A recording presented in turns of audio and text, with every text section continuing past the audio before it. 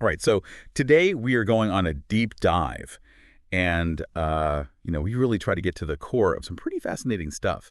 And today we are going to be looking at something called the Vigyan Bhairav Tantra.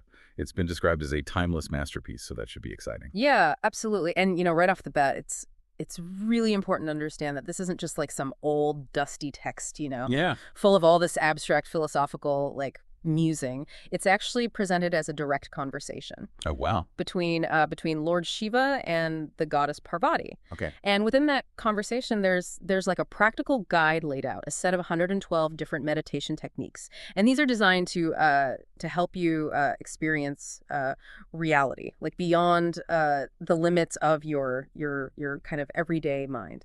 So for our listeners out there, you're probably thinking, why in the midst of my crazy busy life am I going to, care about this? What could this possibly offer me? I'm juggling work, I'm juggling family, I got all the demands of modern life coming at me.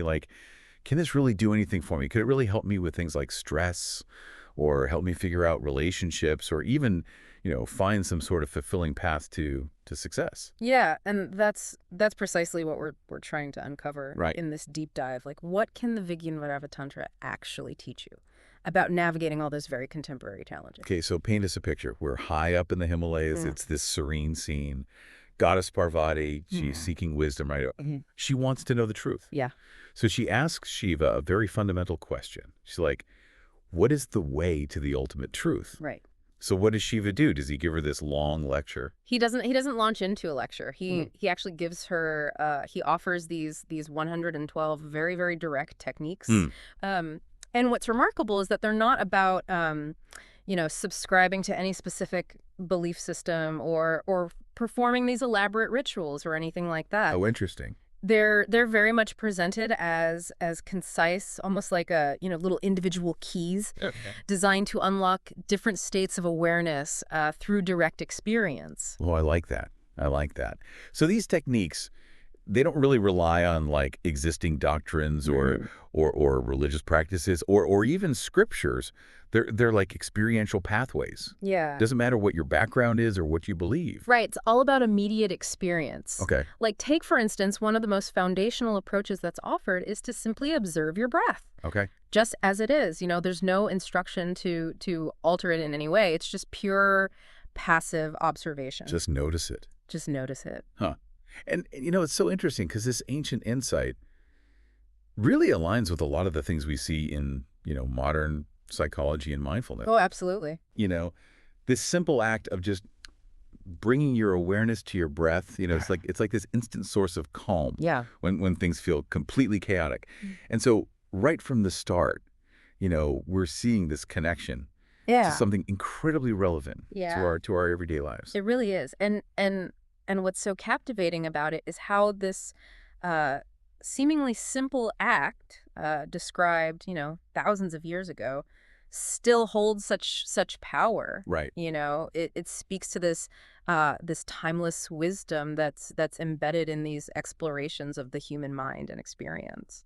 So, we've got this dialogue happening, and Shiva's sharing all these 112 techniques.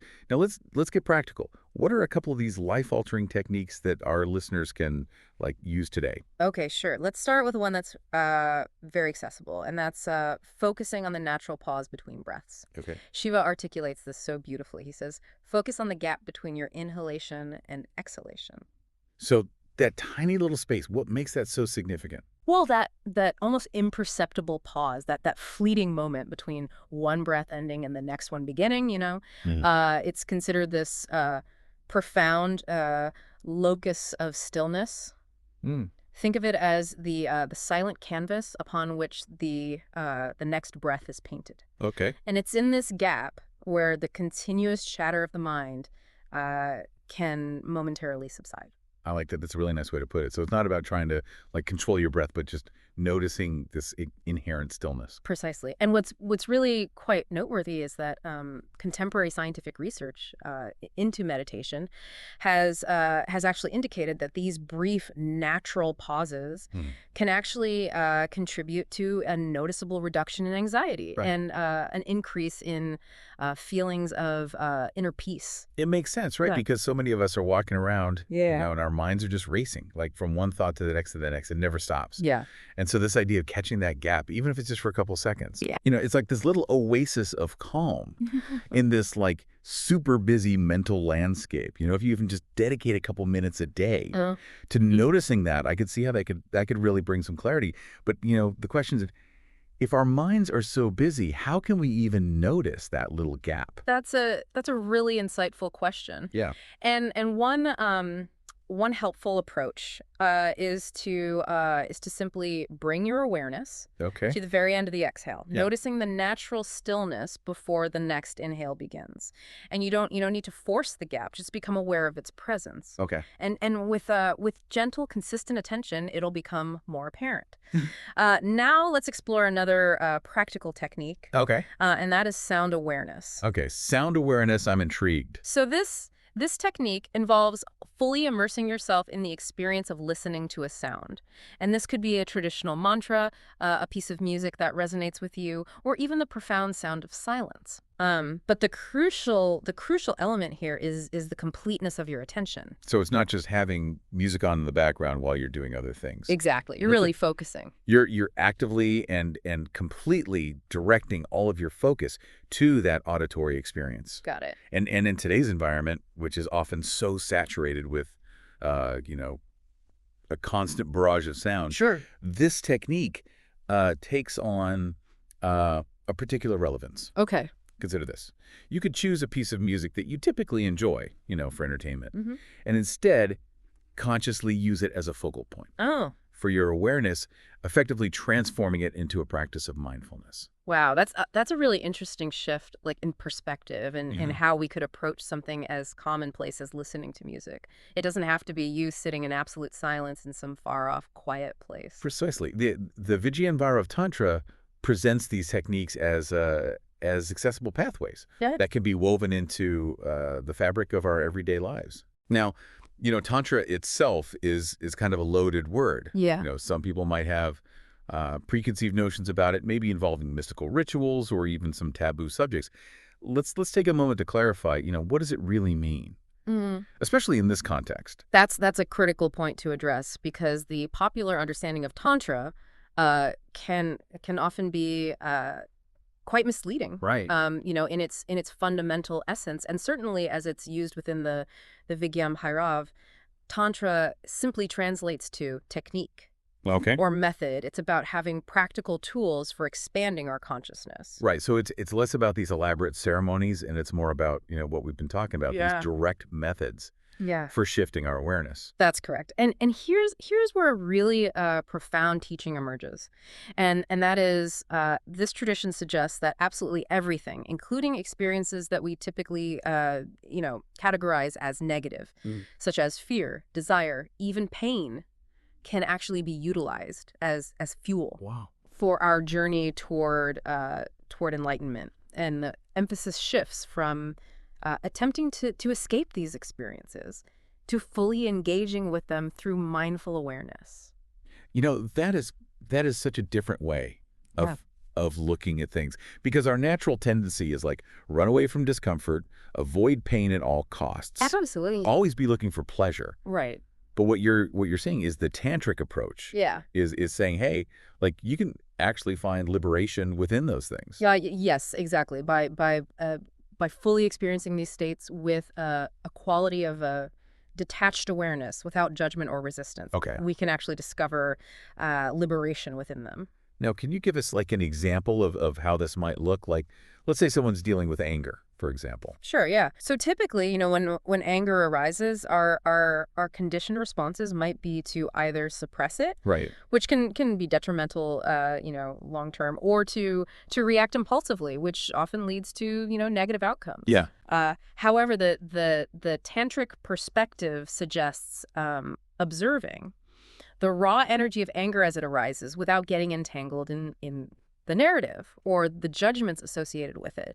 Simply witness the physical sensations, the heat, the tension, as pure energetic phenomena. So it's almost like you're becoming this dispassionate observer of your own internal state. Precisely, yeah. And through this detached observation, the inherent energy of the emotion can actually transform into pure awareness rather than fueling destructive actions or internal turmoil. It's remarkable how this kind of echoes some of the things we're learning about in modern neuroscience. Yeah. This idea that if you consciously observe your emotions, and not immediately react to them, that over time that can actually rewire your brain. You're less reactive. Absolutely. It's like you're Right. treating this space between the trigger and the response. Yeah. Yeah. It really is, and that connection to contemporary scientific understanding really highlights the enduring wisdom that's contained within these ancient techniques. So what's the end goal here? Like, what is the realization that the Vigyan Bhairav Tantra is guiding us toward? The ultimate realization is the profound understanding that you, in your deepest essence, are not limited to the confines of your mind Okay. or your physical body. You are at your core pure, unbounded awareness. And how do you arrive at that? Well, the path to this profound realization isn't through endless intellectual debates or complex philosophical arguments. Yeah. It unfolds through direct personal experience, cultivated through the very techniques we've been exploring. So these 112 methods, these techniques, it's not like they're giving us more concepts to think about or more information to accumulate.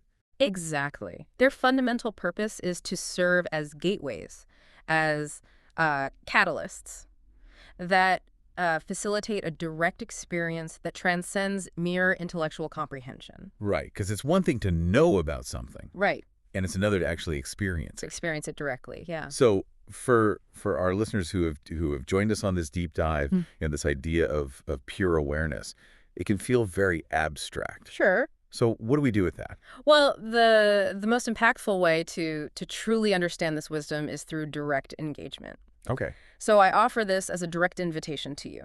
Choose just one of the techniques that we've discussed, perhaps focusing on the natural pauses in your breath or fully immersing yourself in the experience of sound, and dedicate just a few minutes each day to practicing it for the coming week. Okay, so just one technique 1 week. Yeah. Doesn't sound too overwhelming. It's about initiating that direct experiential connection. Got it. And observe any shifts that you notice in your awareness, however subtle they may be. And this isn't about striving for some grand realization immediately. It's about cultivating lived experience. So this ancient wisdom isn't meant to be something that we just like admire from a distance. We're supposed to integrate it.